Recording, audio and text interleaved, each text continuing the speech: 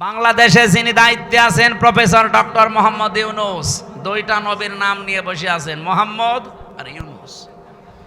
দুই নবীর নাম আপনার। আমরা চাই আপনার বিবেক আপনি কাজে লাগাবেন। বিবেক বহির্ভূত কোন কাজ যদি এই দেশে আপনি থাকতে চালু হয়ে যায়, তাহলে আল্লাহ কিন্তু ভুল সিদ্ধান্ত চাপিয়ে দেবে। হাসিনা পালিয়েছে, ওর বিচারপতি পালিয়েছে, মামলার আয়ু পালিয়েছে, সাক্ষীরা পালিয়েছে, তাহলে এটিএম আজহারুল ইসলাম এখনো কেন জেলখানায় আছে? এটা তো বিবেকে মেনে নেয় না। কথা বলেন না কেন? আমরা চাই আজহার সাহেবকে পরশুদিন বৃহস্পতিবারে ওনার আবার আরেকটা ডেট আছে, এই ডেটে যেন আর কোনো বাঙালিকে হাইকোর্ট দেখানো না হয়। আমরা এই মাজলুম মানুষটার মুক্তি চাই। আপনারা চান না? কারা চান দেখি? লিল্লাহে তাকবীর।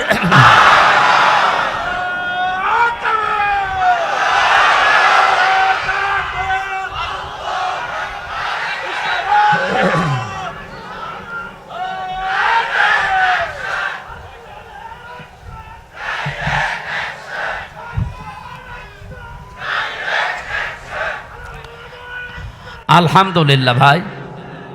না, আমরা কারো পক্ষে বিপক্ষে, আপনি যদি মনে করেন যে উনি পক্ষে বলছে বিপক্ষে, না, উনি একজন মাজলুম মানুষ। ওনার সাক্ষী দেখেছে কেউ 6 কিলোমিটার দূরে, কেউ 3.5 কিলোমিটার, কেউ 3 কিলোমিটার।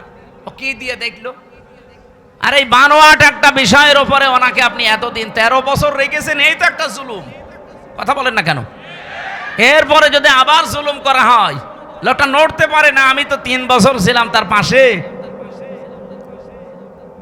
ফাঁসির কন্ডেম সেলের ভেতরে এই একটা মানুষের খায়েশ পূরণ করার জন্য তাদের উপর অত্যাচার আমার উপরও করেছে 3 বছর। আমার মনে হয় এতদিনও যদি টিকে থাকতো, তো এতদিনও আমরা বাইরের জগৎ দেখতে পারতাম না, এতদিনও ওই মামার বাড়ি থাকা লাগবে। এই জন্য যাদেরকে বের করে দিয়েছে এই আগস্টের 5 তারিখের পরে, কেউ যেন না থাকে। অনেকে তারেক জিয়া বের হয়েছে, তারেক জিয়ার বউ এবং তার মা সবাই যখন খালাস পেয়েছে বলছে এনাদের খালাস দেওয়া ঠিক হয়নি, কারণ এনারা সাজার আসামি ছিল। আরে ভাই, সাজা যে দিয়েছে কি সাজা বলে? এ তো সব বানানো। আর আমি নিজে যেহেতু ভিকটিম, আমি তো নিজে টের পেয়েছি আমার উপরে যে মামলা ছিল পুরাটা বানোয়াট, মিথ্যা। এই জন্য 15.5 বছরে রাজনৈতিক যত মামলা হয়েছে সব মিথ্যার বানোয়াট। এদের মামলাও মিথ্যার, সাক্ষীও মিথ্যা। আমার 4 জন সাক্ষী কুষ্টিয়া থেকে নিয়ে গিয়েছিল, জীবনে তাদের আমি চিনি না। আমি এই আগস্টের 5 তারিখের পরে যেহেতু তারা ভয়ে ভয়ে আছে, একদিন যেয়ে বললাম, ভাই কি সত্যি করে বলেন? বলছে পুলিশ এসে একদিন রাতের বেলা আমাকে বলছে, সাক্ষী যদি না দাও তোমার নামে মামলা দেব। এই হচ্ছে দেশের অবস্থা।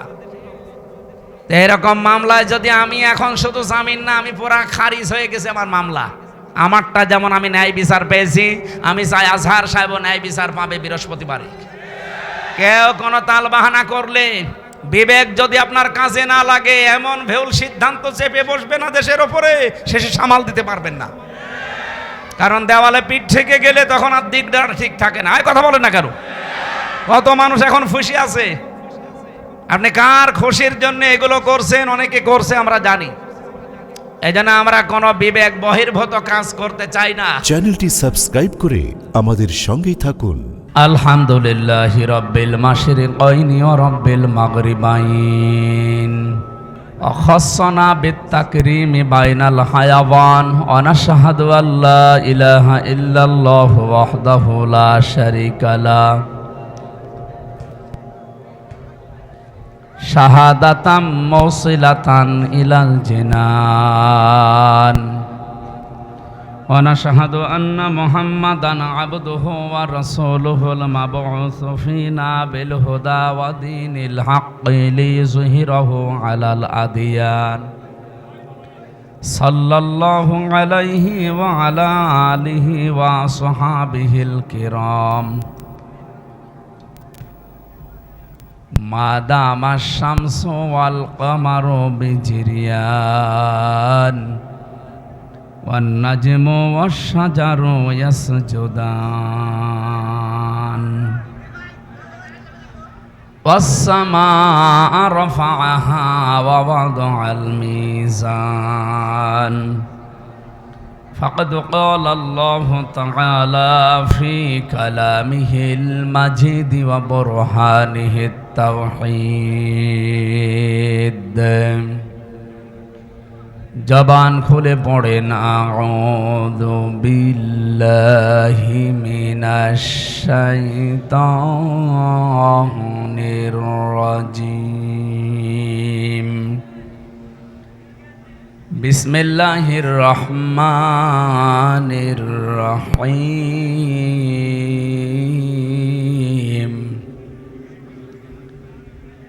والسابقون الأولون من المهاجرين والأنصار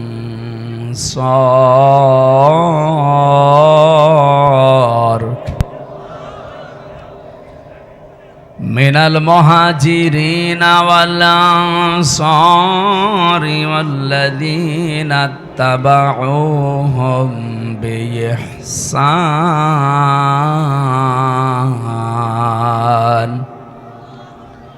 رضي الله عنهم ورضوا عنه وأعد لهم جنات تجري تحتها الأنهار وأعد لهم جنات تجري تحتها الأنهار خالدين فيها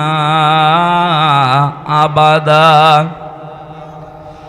ذلك الفوز العظيم صدقت يا ربنا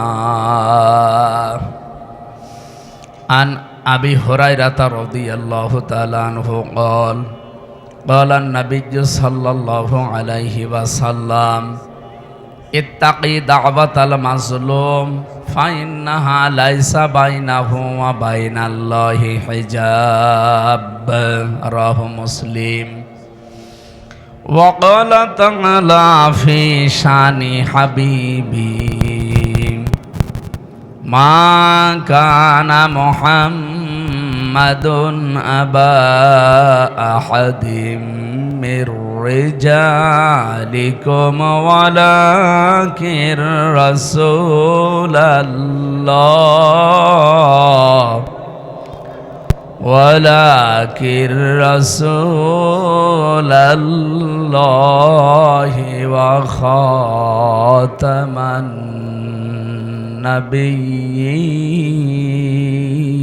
النبيين اللهم صل على سيدنا مولانا محمد وعلى آل سيدنا مولانا محمد اللهم صل على محمد وآله وأصحابه وبارك وسلم سبحانك لا علم لنا إلا ما علمتنا إنك أنت العليم الحكيم এটা রাজশাহী জেলার চন্দ্রিমা খড়খড়ি নারিকেল বাড়িয়া কেচুয়াতুল কেন্দ্রীয় ঈদগাহ ময়দানে কেন্দ্রীয় ঈদগাহ কমিটির উদ্যোগে সপ্তম বাৎসরিক তাফসিরুল কোরআন মাহফিলের স্বনামধন্য সভাপতি জনাব SM ওমর ফারুক, প্রধান অতিথি বাংলাদেশ জামাত ইসলামী কর্তৃক মনোনীত পবা মোহনপুর এই আসনের সম্মানিত নমিনি অধ্যাপক মোহাম্মদ আবুল কালাম আজাদ আতালাল্লাহু উমরাহু ওয়া বারাকাল্লাহু ফি হায়াতি আমিন। এতক্ষণ যারা আলোচনা রাখলেন আপনাদের এলাকার সন্তান মাওলানা রেজাউল ইসলাম উজ্জ্বল, মাওলানা হোসাইন মাহফুজ, হাফেজ মাওলানা আব্দুর রশিদ, বিশেষ অতিথি অনেক মানুষের নাম দিয়েছেন। যেহেতু আজকে সময় কম তো একবারে দোয়া করছি ওয়ারাফা'না লাকা যিকরাক, এদের মর্যাদা সম্মান যেন আল্লাহ দুনিয়া আখিরাতে আরো বাড়িয়ে দেয়। তো মর্যাদা সে আল্লাহ বাড়াবে, আমার তো ভেতরে কোনো কিছু থাকা লাগবে নাকি? আমার ভেতরে কিছু নেই, আন্দাজে আল্লাহ মর্যাদা বাড়াবে? হ্যাঁ, মর্যাদার সম্মান আল্লাহ নিজের জন্য, রাসূলের জন্য, আর ইমানদার যারা তাদের জন্য। আলিল্লাহিল ইজ্জাতু ওয়ালি রাসূলিহি ওয়ালিল মুমিনিনা ওয়ালাকিন্নাল মুনাফিকিনা লা ইয়ালামুন। ইজ্জত, সম্মান, মর্যাদা আমি আল্লাহ এটা রেখেছি, নির্ধারিত করে দিয়েছে আমার নিজের জন্যে, আমার রাসূলুল্লাহর জন্যে। আর 2 নম্বরে, 3 নম্বরে যারা পৃথিবীতে ঈমান আনে তাদের জন্য। সুতরাং যাদের ঈমান আছে এদের মর্যাদা যেন আল্লাহ আরো বাড়িয়ে দেয়।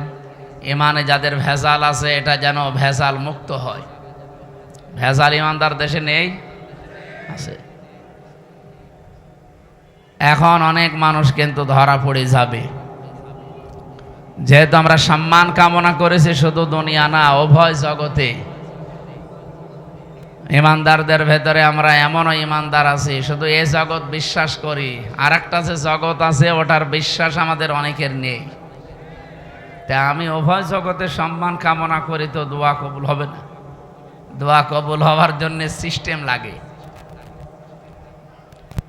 এই জন্য যারা উভয় জগতে বিশ্বাসী, এইরকম মানুষ যারা এখানে এসেছেন, আল্লাহ পাক দুনিয়া আখেরাত মিলে তাদের মর্যাদা, সম্মান আমরা চাই যেন আরো বেড়ে যায়। যে আয়াত দিয়ে সম্মানের কথা জানালাম, এই আয়াতটা পরিচিত না অনেকের? সূরা আলাম নাসরার ভেতরে আছে 4 নম্বর আয়াত, আরফা'না লাকা যিকরাক। যদিও এই লাকা দিয়ে বিশ্বনবী মুহাম্মদুর রাসূলুল্লাহকে আল্লাহ উদ্দেশ্য করে জানিয়েছে, হে নবী, আমি কি আপনার নামকে, সম্মান, মর্যাদাকে উপরে তুলি নাই? কত উপরে তুলেছি! আমার নাম যেখানে, সেখানে আপনার নাম আমি লিখে দিয়েছি। আমাদের আদি পিতা হযরত আদম আলাইহিস সালাম, আপনারা জানেন, এই পৃথিবীতে 350 বছর পর্যন্ত তিনি কেঁদেছিলেন, তো মাপ পাননি। তিনি যখন 350 বছর পরে বললেন, আল্লাহ মুহাম্মদুর রাসূলুল্লাহর ওসিলায় আমাকে মাফ করে দাও, আল্লাহ মাফ করে দিয়েছিলেন। কিন্তু প্রশ্ন করেছিলেন যে এই নাম তুমি জানলে কি করে, কোথায় পেয়েছো এই নাম? হযরত আদম বলেছিলেন, আল্লাহ যেদিন জান্নাত থেকে তুমি আমাকে বের করে দাও, আমি জান্নাত থেকে বিদায় নেওয়ার সময় জান্নাতের মেন গেটের ওপরে তোমার নামের পরে এই নামটা লেখা ছিল, আমি দেখেছিলাম, লা ইলাহা ইল্লাল্লাহু মুহাম্মাদুর রাসূলুল্লাহ। আমি মনে করলাম যে এই নামটা দামি নাম হবে, অবশ্যই তোমার নিকটবর্তী কেউ হবে, নয়তো তোমার নামের পাশে এই নামটা থাকতো না। আল্লাহ ওই দিন তার মর্যাদা জানিয়েছিলেন যে এটা তোমারই সন্তান হবে, এটা পৃথিবীর শ্রেষ্ঠ মানুষদের একজন। কাদ জাআকুম মিনাল্লাহি নূরুন ওয়া কিতাবুম মুবিন। এই আয়াত দিয়ে অনেক মানুষ দলিল দিতে চায় নবীজি নূরের তৈরি ছিল এই দিকে। এখান থেকে কয়েকটা শিক্ষা আমরা বের করতে পারি। বলেন তো, আল্লাহ জিজ্ঞাসা করার জবাব দিলেন কি? যে এই লোকটার ওসিলা দিয়ে যে তুমি মাপ চাইলে, এই লোকটাকে তুমি এখনো জানো না, লোকটা তোমার সন্তান, এ দুনিয়াতে তোমার পরে যাবে। কি বুঝলেন এখান থেকে? আদম আলাইহিস সালাম অনেকে জিন ছিলেন না ফেরেশতা ছিলেন? মানুষ। বলেন না কেন? আরো জোরে বলেন। আর মানুষ আল্লাহকে দিয়ে বানিয়েছে এটা আমরা সবাই জানি।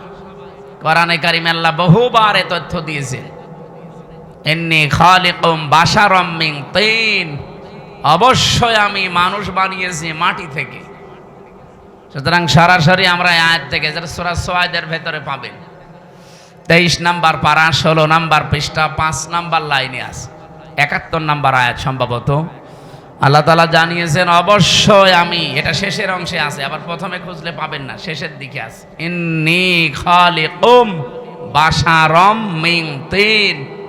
অবশ্যই আমি বানিয়েছি মানুষ মিন তিন, মাটি থেকে। এখানে যেহেতু আদম আলাইহিস সালাম উদ্দেশ্য, এই জন্য পৃথিবীতে একটা মানুষকে আল্লাহ শুধু বানিয়েছেন মাটি দিয়ে, আমাদের আদি পিতা যিনি। তাছাড়া দুনিয়ায় আর কাউকে আল্লাহ সরাসরি মাটি দিয়ে বানাননি, বানিয়েছেন মাটির নির্যাস দিয়ে। আর মাটি বানিয়েছেন কমপক্ষে 10টা জিনিস দিয়ে। আপনি মাটি গবেষণা হয় যেখানে সেখানে মাটি নিয়ে যাবেন, দেখবেন 10টা জিনিস ওরা বের করে দেবে। অক্সিজেন দেবে, আয়রন দেবে, সিলিকন দেবে, এরকম অ্যালুমিনিয়াম দিবে, ম্যাগনেসিয়াম দিবে, পটাশিয়াম দেবে, এরকম 10টা জিনিস আমরা পাই। তাহলে এখান থেকে বুঝলাম পৃথিবীতে একমাত্র মাটি দিয়ে বানিয়েছে আদম নবীকে। আমাদের এই জন্যে আদি পিতা বা একেবারে প্রথম বাবার নাম জিজ্ঞাসা করলে কি বলা হয়? এ পর্যন্ত বুঝেছেন কিনা বলেন? আমাদের আদি পিতা প্রথম বাবার নাম কি? বলেন বলেন। আল্লাহ যে ওনাকে বললেন, হে আদম, যার নাম নিয়ে ক্ষমা চাইলে আমি ক্ষমা করে দিলাম, ওইটা তোমার সন্তান হবে এবং তোমার পরবর্তীতে যাবে। আমার প্রশ্ন হচ্ছে, বাবা যদি মাটির তৈরি হয়, ছেলে হবে আগুনের। কমন সেন্স কি বলে আপনার? কুল ইন্নামা আনা বাশারুম মিসলুকুম, হে নবী আপনি বলেন আমি তোমাদের মতোই মানুষ। ইউহা ইলাইয়া, পার্থক্য এতটুকু, আমার প্রতি ওহী আসে, তোমাদের প্রতি আসে না, এতটুকু আছে। কিন্তু আমার বাবা যেহেতু আদম, বাবা যদি মাটির হয়, ছেলে কোনোদিন আগুনের হয় না, তাহলে তো সিস্টেম পাল্টিয়ে যায়। প্রথম এই কথা থেকে এই তথ্য নেওয়ার পরেও কিছু মানুষ, আমি যে আয়াত পড়লাম, কদ জাআকুম মিনাল্লাহি নূরু ওয়া কিতাবুম মুবিন, এই আয়াত দিয়ে দলিল দিতে যায়। বিশেষ করে এটা চট্টগ্রাম বিভাগে, সিলেট বিভাগে এগুলো তারা যারা গরম সুন্নি, ঠান্ডা সুন্নি, এরা এই আয়াতটা নিয়ে আসতে চায়। আপনি যদি একটু কোরআন শরীফ বুঝে পড়েন, চিন্তা ভাবনা নিয়ে পড়েন, তাহলে এই প্রশ্নের উত্তর কিন্তু এই আয়াতে আছে।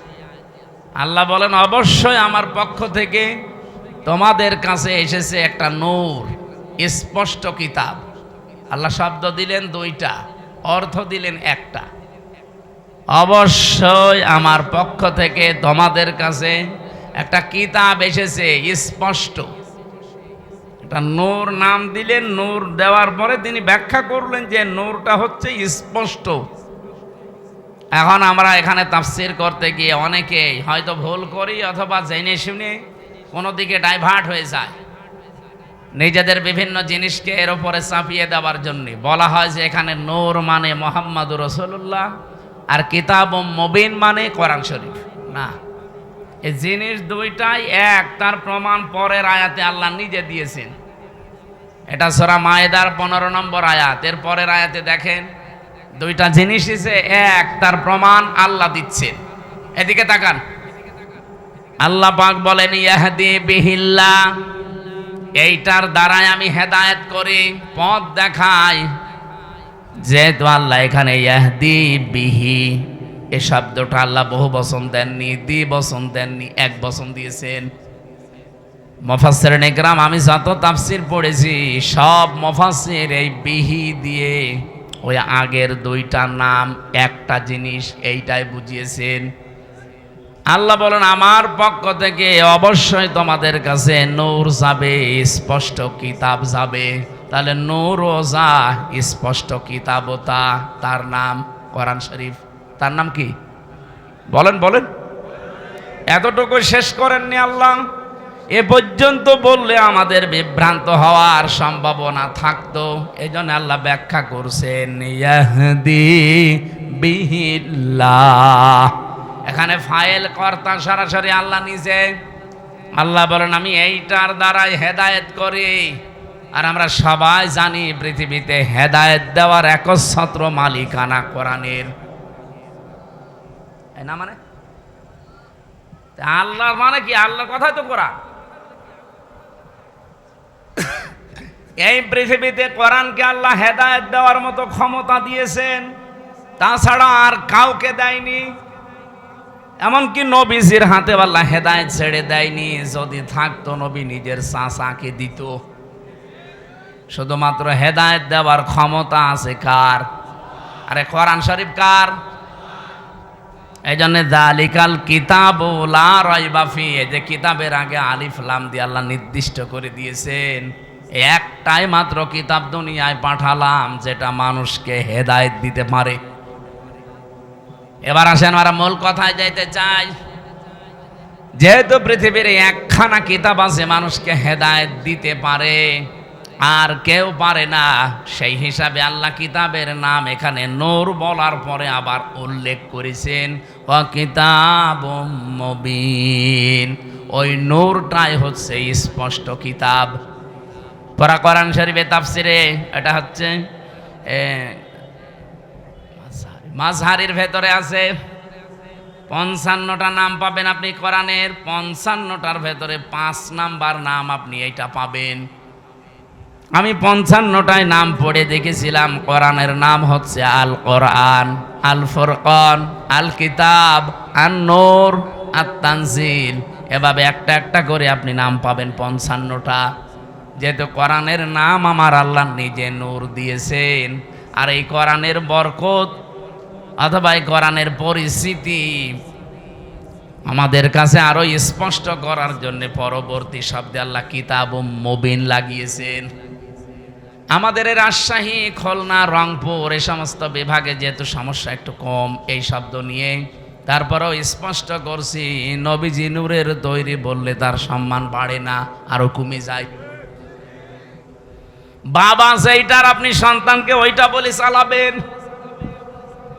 বিশ্বনবী মুহাম্মদ রাসূলুল্লাহ, এখান থেকে আপনি প্রমাণ আজকে পেলেন। ইয়াহদি বিহিল্লাহ, এই বিহি 1 বছর। এজন্য পৃথিবীতে কোরআন শরীফ হচ্ছে নূর, আর মুহাম্মদ রাসূলুল্লাহকে আল্লাহ নূর দিয়ে বানিয়েছেন। এই আয়াত দিয়ে দলিল দিয়ে আপনি একটা পাগল।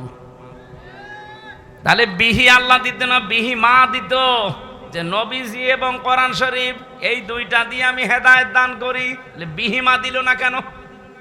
আমি আলেমদেরকে বলছি যারা একটু লেখাপড়া করেন, এই আয়াতটা নিয়ে বাড়ি যারা চিন্তা ভাবনা করবেন। আমার তো মাথা ছোট, ভুল হতে পারে। যাদের মাথা বড় বড় আছে, এ বড় মাথায় আরো এই যে এক হুজুর বসে আছে না, কি যেন গোলাম রব্বানি, কি মাথা দেখেছেন? আমার মনে হয় 2 মাথা মিলে ওনার মতো হবে না। তো ওনার মতো বড় বড় মাথা যাদের, তারা যেন আরো একটু চিন্তা ভাবনা করে। বিহি আর বিহিমা, ইহদি বিহিল্লাহ মানিত্তাবা রিদওয়ানাহু সুবুলাস সালামি ওয়া ইখরিজুহুম মিনাজ যুলুমাতি ইলান নূর। আল্লাহ পাক বলেন এইটার দ্বারাই আমি হেদায়েত করি। এইটা মানে এখানে 1 বছর কোরআন। মানিত্তাবা, যে ব্যক্তি অনুসরণ করবে কোরআনকে, রিদওয়ানাহু, এবং তার সন্তুষ্টি চাইবে, তার মানে আল্লাহর। সবুলাস সালাম, সবুল বহুবচন, সালাম আল্লাহ পাক তার নিজের নামটা এখানে দিলেন। পৃথিবীতে যত শান্তির পথ আছে সব আমার আল্লাহ এই কোরআনে দিয়েছেন। এই শান্তির পথ আমার আল্লাহ তাকে নসিব করবেন যদি এটার অনুসরণ করা হয়। ইখরিজুহুম, তিনি বের করবেন তোমাদেরকে।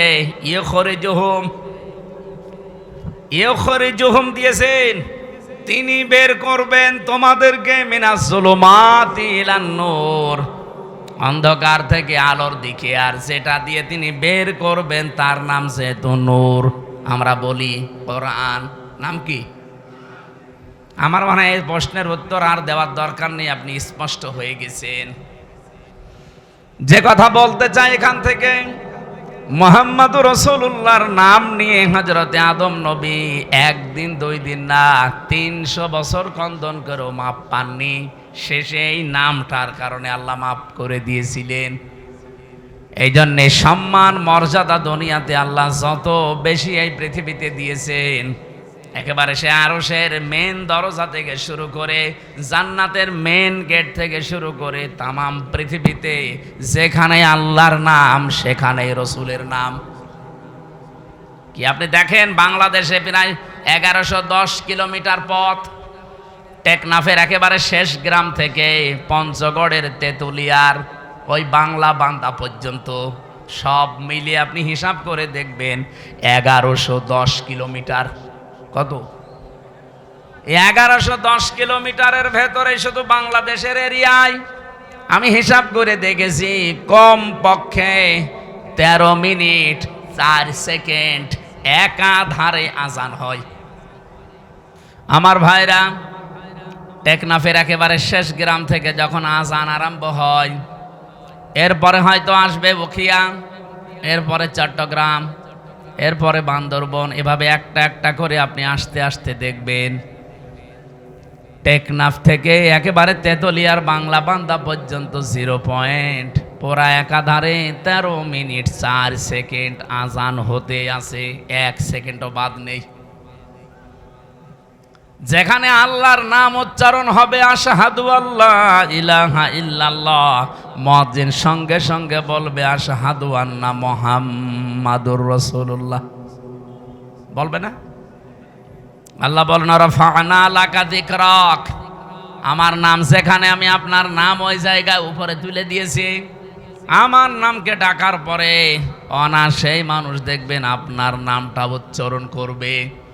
এই জন্যে সম্মান, মর্যাদা, উচ্চতা এটা আমার জন্যে, আমার রাসূলের জন্যে, আর যারা ঈমান এনেছে তাদের জন্যে। সুতরাং সম্মান মর্যাদা যাদের কামনা করেছি, আল্লাহ যেন উভয় জগতে তাদের ঈমানের উপরে টিকে থাকার তৌফিক দেন, বলেন আমিন। অনেক মানুষ হয়তো টিকে থাকে, মরণের সময় এলোমেলো হয়ে যায়। কি এলোমেলো হয়ে যায় না? আজরাইলকে দেখার পরে হয়তো পাল্টিয়ে যায় না। আমরা চাই এই গুরুত্বপূর্ণ সময়েও তাদের ঈমান যেন টিকে থাকে, বলেন আমিন। দল মত জাতি বর্ণ ধর্ম নির্বিশেষে আজকের এই অনুষ্ঠান, এটা কি শুধু মুসলমানদের না? হাদা বায়ানুল লিন্নাস হুদাল লিন্নাস, মানুষ পদবাচ্য আমরা যারা বিবেচিত সবার জন্য আল্লাহ আজকের এই অনুষ্ঠানটা কবুল করেছেন। কারণ আমরা মানুষ, কোরআন শরীফ যেহেতু সবার জন্য, যারা মানুষ তাদের জন্য। শুধু মুসলমান যারা দাবি করে কোরআন কি শুধু তাদের? অন্যান্য ধর্মে যারা আছে তারা হয়তো তাদের ধর্মীয় গ্রন্থ পুরোহিত ঠাকুর এবং তাদের ধর্মগুরু যারা, তারা খাড়া কেউ পড়তে পারে না। কোরআন শরীফ আল্লাহ ওইভাবে দেয়নি।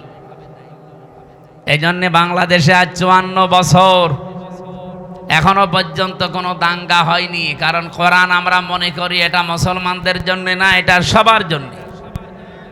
আর বিশ্বের অন্যান্য দেশে, বিভিন্ন দেশে আমরা দেখি এখনো দাঙ্গা চলছে। অলরেডি ভারতে দাঙ্গা আরম্ভ হয়ে গেছে। কারণ ওদের যে ধর্মীয় গ্রন্থ, ওদের গুরু ঠাকুর পুরোহিত ছাড়া কেউ পড়তে পারে না।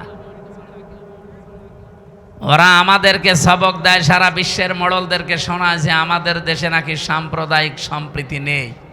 এই পৃথিবীতে একটাই দেশ যেখানে রোজা আর পূজা পাশাপাশি হয়।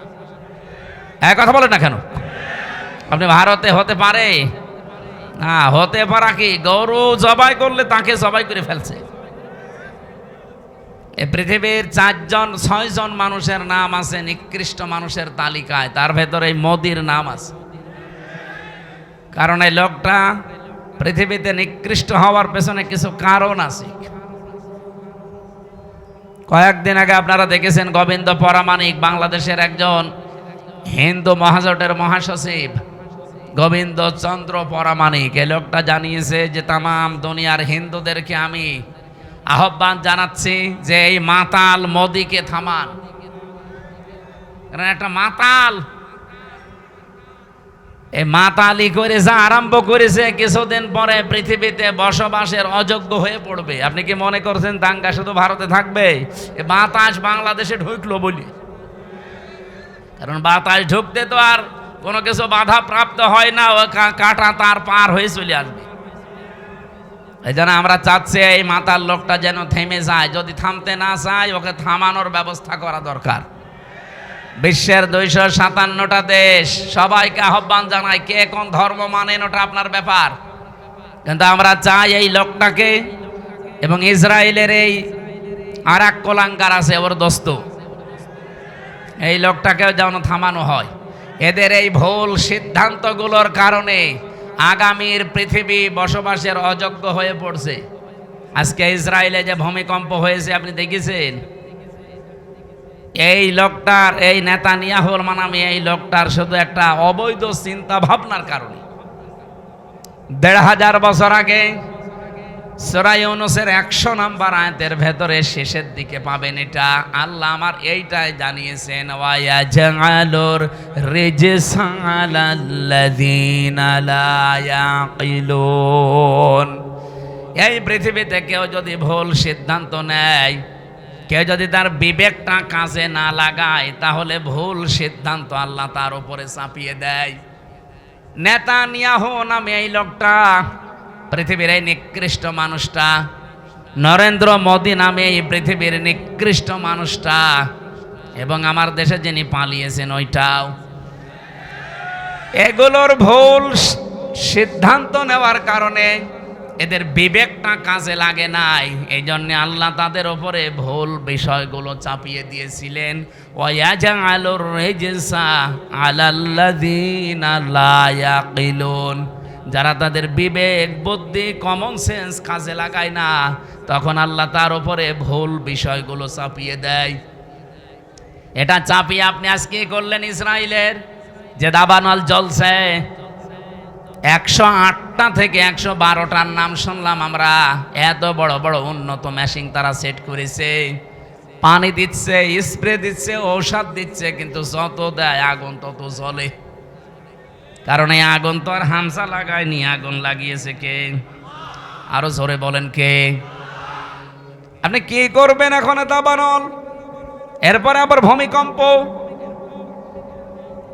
এ ভুল সিদ্ধান্ত যদি আপনি না নিতেন, আপনি বলা তো ঠিক না, ওরে শয়তান বলা দরকার। এই শয়তান যদি এ ভুল সিদ্ধান্তটা না নিত, তাহলে আমার মনে হয় এই পৃথিবীতে এই বিপর্যয়টা নেমে আসতো না। এই জন্য ভুল যারা সিদ্ধান্ত চাপিয়ে দিচ্ছেন, আল্লাহ এমনি না, ভুল বিষয়গুলো আল্লাহ চাপিয়ে দেবেন যদি বিবেককে কাজে না লাগান। আজ নেতানিয়াহুর কারণে তাদের দেশটা ধ্বংস হয়ে যাচ্ছে। আমার মনে হয় এভাবে যদি আর মাত্র 8-10 দিন চলতে থাকে দাবানলটা আর এই ভূমিকম্প, দেখবেন বিশ্বের মানচিত্র থেকে অভিশপ্ত রাষ্ট্র এই ইহুদিরা, এই ইসরায়েল আর থাকবে না। ঠিক ওর বন্ধু যেহেতু এটা ও যা আরম্ভ করেছে, তার বিবেক কাজ করছে না। আজ আমি কালকে কয়েকটা ইন্টারন্যাশনাল রিপোর্ট পেয়েছি, আন্তর্জাতিক, আপনার মাথা খারাপ হয়ে যাবে। এই যে আজ 9 মাস চলছে হাসিনা পালিয়ে যাওয়ার, এই 9টা মাসইও বারবার চেষ্টা চালিয়েছে এই দেশে যেন অন্তত বিডিআর হত্যা আর শাপলা চত্বরে হেফাজত হত্যার বিচার কেউ যেন না তোলে। কারণ ভালো করে জানে যে দুইটা ঘটনা একেবারে ডাইরেক্ট ঘটিয়েছে মোদি। এখন সব প্রমাণ একেবারে হাতে নাতে ধরা পড়ছে। দিগন্ত টেলিভিশন এমনি বন্ধ করে নাই, ইসলামী টেলিভিশন এমনি বন্ধ করে নাই, কারণ এদের কাছে সব ভিডিও ফুটেজগুলো এখনো আছে, এখন তারা সব ছাড়তেছে। সাগর রনিয়েত্তি এমনি হত্যা হয় নাই, বহু রিপোর্ট তাদের কাছে গোপন বিষয় ছিল, ওদেরকে একটু সাহায্য করেছে, তাকেও দুনিয়া থেকে বিদায় করে দিয়েছে। এখন রিপোর্টগুলো যেহেতু হাওয়ায় ভেসে বেড়াচ্ছে, আর বিশ্বের আন্তর্জাতিক মহল যারা, তারা আমাদের চাইতে আপনাদের চাইতে অনেক চালাক। আমি রিমান্ডে গিয়ে এটা টের পেয়েছিলাম। ওই 10 দিনে বহু কিছু দেখেছি। ইসরায়েল থেকে যে উন্নত প্রযুক্তির মেশিন তারা নিয়ে এসেছে, আপনি পায়খানার ভেতরে কি করেন ওইটা ওরা দেখতে পায়। এই যে আগস্টের 5 তারিখের পরে বিভিন্ন জায়গায় চাঁদাবাজি আরম্ভ হয়েছিল, এলাকায় হয়েছে কি আমি জানি না। ওই যে নারায়ণগঞ্জে বন্দরে রাত 2টার সময় গেছে চাঁদা চাইতে, পরে ধরা পড়ে গেছে। ও বলছে আমি রাত 2টার সময় আসলাম, তারপরও ধরে ফেললো। আরে ভাই, রাত 2টা, আপনি বাড়ির ভেতরে বসে বসে কি চিন্তা ভাবনা করছেন, কোন দিকে তাকিয়ে আছেন? ওরা ওই বসে বসে ডিবি অফিসে দেখতে পায়। এমন মেশিন নিয়ে এসেছিল। আমারে ধরা পড়ার পরের দিন 20 সালের শেষের দিকে, 21 সালে তো আমারে ধরেছে। যেই দিন ধরেছে ওই দিনই আমার নাম্বার, সেখানে যার আত্মীয় স্বজন সবগুলো ট্যাগ করা, কে কোথায় কি আমার পক্ষে বিপক্ষে বলছে সব ওরা আমাকে শোনাচ্ছে। আশ্চর্য কি গো,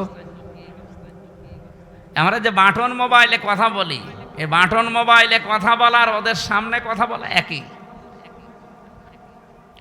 আপনারা যারা বলেন সতর্ক থাকবেন, এমন কোনো কথা বলবেন না শেষে ওই যে টাকলা মোরাদের মতো যদি 6 মিনিট একটু ফাঁস হয়ে যায় না, আপনার বাবা শাহজালাল সব হালাল হয়ে যাবে।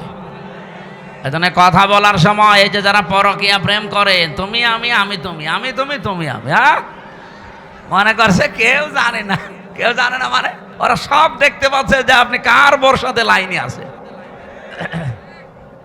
এই জন্য মিথ্যা কথা বলবেন না। এখানে কারা লাইনে আছেন হাত তোলেন তো। ওই যে একজন।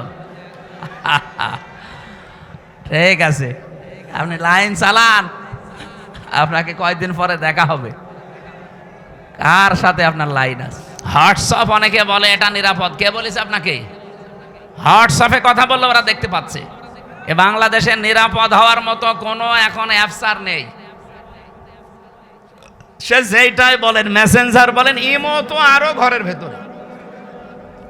ওই ইমোতে কথা বলা আর ওদের সামনে বসে বসে বলা একই। হোয়াটসঅ্যাপটা এটা সবাইকে ওরা ট্যাগ করে না, যাদের টার্গেট করে তাদের। এই যে এই ভুল সিদ্ধান্ত নেওয়ার কারণে বিবেকটা কাজে লাগছে না, এই কারণে আজকে যে বিপর্যয় নেমে আসবে, এই দাঙ্গা তৈরি হওয়ার কারণে শুধু কি মুসলমান মরবে, হিন্দু মরবে না? এক কথা বলেন না কেন? ওখানে যদি মনে করেন মুসলমান আছে 30 কোটি, হিন্দু আসে 100 কোটি, এই কারণে আপনি মুসলমান 10 জন মেরে ফেললেন, হিন্দু 2 জন মরিস। বাংলাদেশে আমরা 92 জন মুসলমান 100 জনের, বাকি 4 জন হিন্দু, অন্যান্য জাতি মিলে আর 4 জন। ওখানে যদি 2 জন মুসলমান মরে, এখানে 5 জন মরবে না? হ্যাঁ, সব ছাপা হয়ে যাবে। এই জন্যই তো আমরা জানাচ্ছি যে এই মাতালটাকে থামান। এই মাতালের মাতলামি করার কারণে পৃথিবীর ক্ষতি হয়ে যাচ্ছে। আগামীতে আমার মনে হয় এ পৃথিবী বসবাসের অযোগ্য হয়ে যাবে। বসবাস যে করবেন সেরকম পরিস্থিতি আর পাবেন না।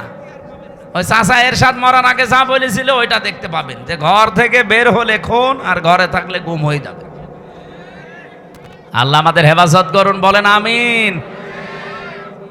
আমি এখান থেকে এই 2টা দেশের নাম বলার পরে একটা বিষয়ে সিদ্ধান্ত নিতে চাচ্ছি, আপনারা একমত হবেন কিনা আমি জানি না। বাংলাদেশে যিনি দায়িত্বে আছেন প্রফেসর ডক্টর মোহাম্মদ ইউনূস, 2টা নবীর নাম নিয়ে বসে আছেন, মোহাম্মদ আর ইউনূস। 2 নবীর নাম আপনার। আমরা চাই আপনার বিবেক আপনি কাজে লাগাবেন।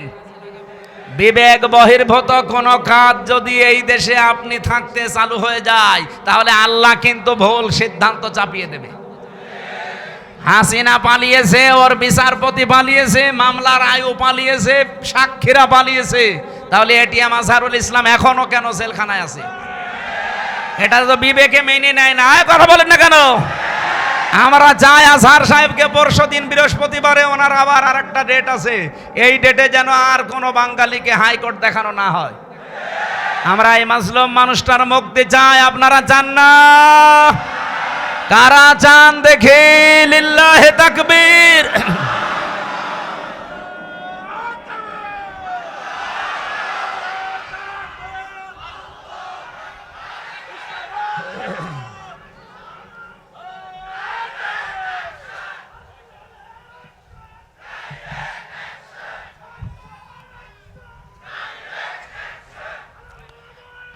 আলহামদুলিল্লাহ ভাই।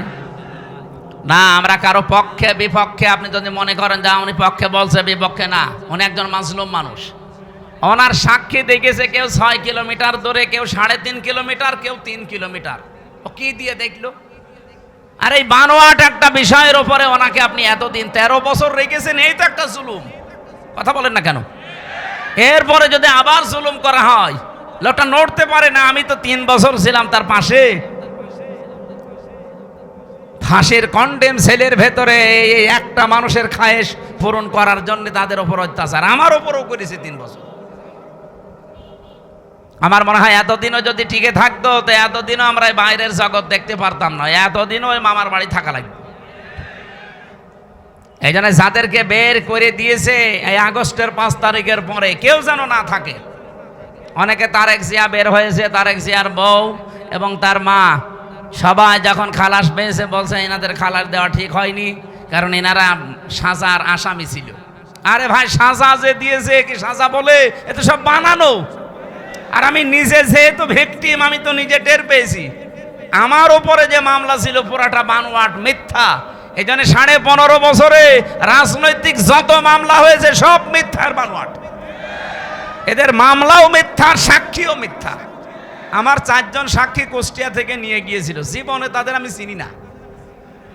আমি এই আগস্টের 5 তারিখের পরে যেহেতু তারা ভয়ে ভয়ে আছে, একদিন যেয়ে বললাম, ভাই কি সত্যি করে বলেন?